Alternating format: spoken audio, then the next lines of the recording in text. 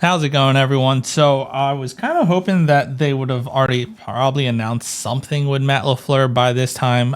He did say, or Matt LaFleur did say, that he was meeting with Ed Policy Sunday night or Monday, one of the two, and it's currently Tuesday. So far, not even a hint of news of potentially what's going on.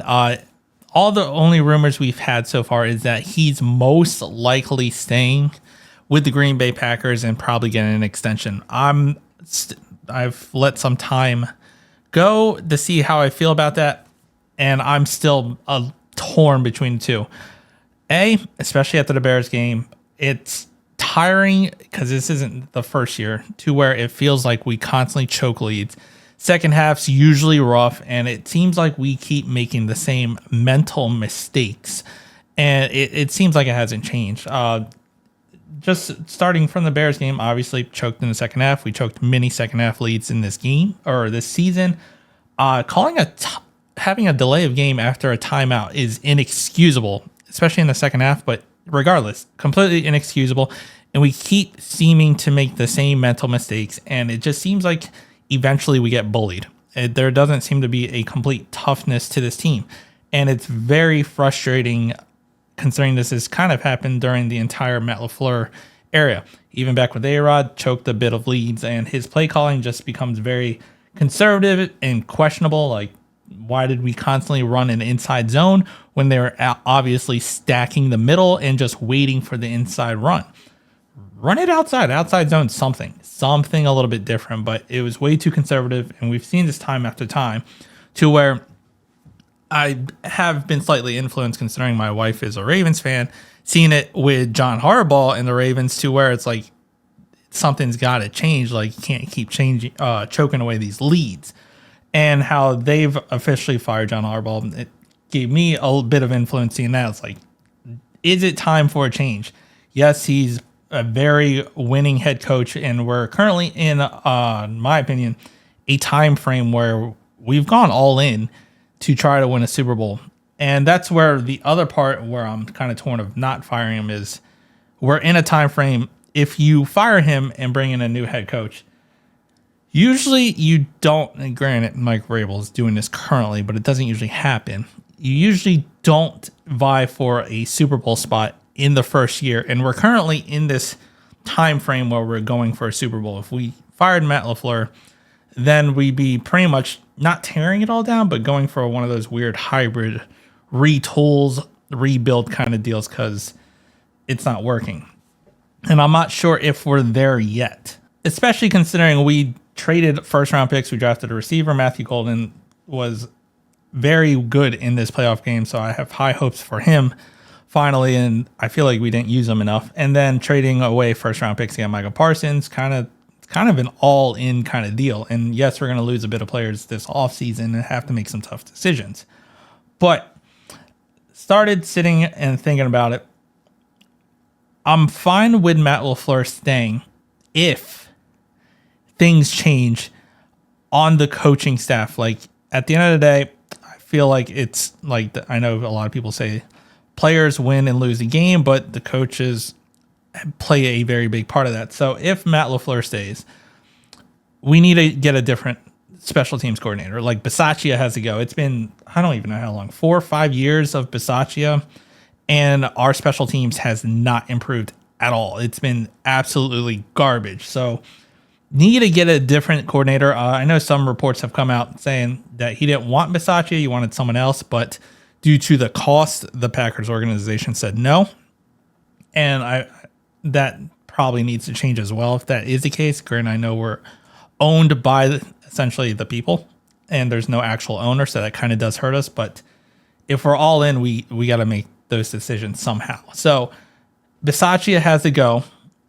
I feel like Matt LaFleur, if he probably does need to give up some play calling or something, like get an offensive coordinator to focus on the offensive side, because I think, like, I saw it during the Bears game, like, it really popped out to me. As soon as the offense in that second half went 3 and out, he was instantly on a bench. It looked like he was waiting for Jordan Love to go over it and not taking care of the team. And that's where it led to these mental problems. Like, we had We had to burn a timeout because we couldn't get the right defensive players onto the field. Eventually had 12, then had 10 players on the field. And we had to burn a crucial timeout that we could have used in that final 2-minute drive. And then also on the extra PAT attempt, we had 10 players on the field. Didn't he have 11? Like, he's too focused on the offense and he's not taking care of the team. So I feel like we need to bring in a really good coordinator to focus on the offensive part, to allow Matt LaFleur to focus on actually the whole team and these mental problems and all the dumb stuff that keeps coming out. And yes, that would mean Adam Stenavich would no longer be offensive coordinator. Yes, he's a great offensive line coach, but I feel like he hasn't really worked on the offensive line, considering how blah they've been in. Well, I'm granted they've been getting hurt, so we probably need a whole new injury crew at this rate. But he needs to take a step down back to his offensive line position, or we need to fire him and get an actual offensive line coach to help this offensive line, because they didn't help Jordan Love really in that second half. Like, they started blitzing. Granted, we probably should have went some screens and outside zone, something to slow it down. But even like, there is just some things where the offensive line, they should have picked up blocks, should have been able to block, and they couldn't do it. So get Adam Stenavich out of offensive coordinator, go back to offensive line, or just unfortunately fire him, get someone on offense coordinator so Matt LaFleur can focus on the team. And then you have the defensive coordinator, Jeff Hafley. Loved him his first year. His second year, mixed bag for me. LaFleur said that he's probably going to get a head coaching job. He's got a lot of interviews lined up. I question what was up with Jeff Hafley the second year, because it felt like in the second half, we were like, the other team made adjustments and we let them come back in the games, and sometimes we couldn't stop a cold. And there was even in the beginning of the season, we couldn't stop Dak Prescott at all. Like, it looked like Packers defense of the past. So I'm not entirely sure where Jeff Hafley is going to go. If he does leave, which it seems like he could, bring in a top tier defensive coordinator. Of course, yes, this is easy to say, but obviously try to bring in a top tier defensive coordinator and don't skimp out. What I'm saying mostly with this one is don't skimp out on the money. Like, if there is a top tier defensive coordinator that has the resume, does a great job, shuts down offensive, pay the money to bring them in, especially if Jeff Hafley leaves. That one is a more minor point for me. It's more on the offensive side to help Matt LaFleur, because I feel like he's just getting pulled away too much on the offensive side and not taking care of the team. And B, Bisaccia has to go because he's just been trash with us. Those are the main two ones, if LaFleur stays, that I would like to see. But we'll see what happens this offseason. I'm sure we're going to get something in the coming days. I'm not sure if it's going to be, hey, you're relieved of your duties. Hey, we're going to sign you to a contract extension. Or C, they could be like, you're going to have to do something this year or else, like, you're not going to get a contract extension or something of the sorts. Or D, don't do a John Harbaugh from what the rumors say, and like, you got to fire some of your staff or else we're not keeping you kind of deal. But we'll see what happens.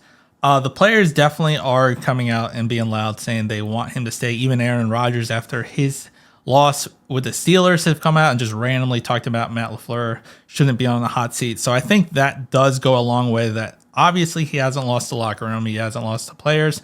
They do like him. They like playing for him. I think that does mean something big for a team, that he hasn't lost them. So that's something. But we'll see what happens, what Ed Policy has looked at, how he feels about him, and what the conversations are and what comes out. So yes, this is a long rant video, but I've had a lot of frustrations after that Bears game. So let me know what you think down in the comments. If you liked the video, hit the like button, subscribe to the channel, and as always, go Pack Go.